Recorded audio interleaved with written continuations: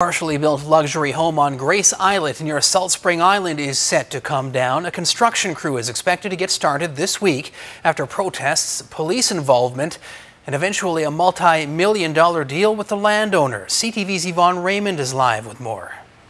Andrew, at least a dozen people gathered at a park near Ganges Harbor to mark this new phase. They hope it's a new beginning.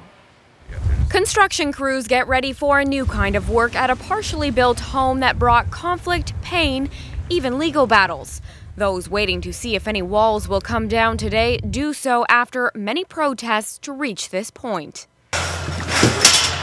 I think it's the beginning of a new awareness. It's really the beginning of the next phase, which is to begin to dismantle and remove the partially built house that was never meant to be there.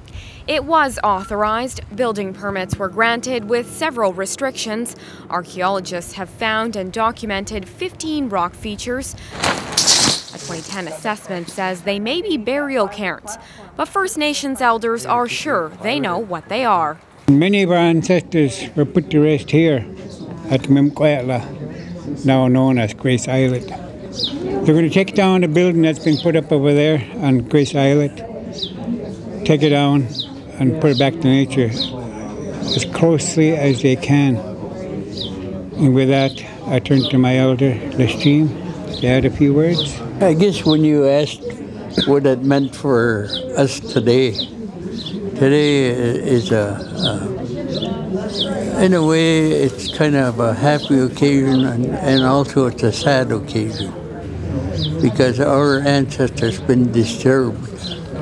The deconstruction stage will take 8 weeks, and one of the groups leading the work says it will respect Coast Salish cultural laws and spiritual practices. Through that process, First Nation elders and cultural workers will be involved in ensuring that respect is adhered to and is maintained. A phase made possible by the BC government in a multi-million-dollar deal. It answered calls to intervene, buying the land and transferring ownership to the Nature Conservancy of Canada. The price tag for the restoration work is estimated around $300,000.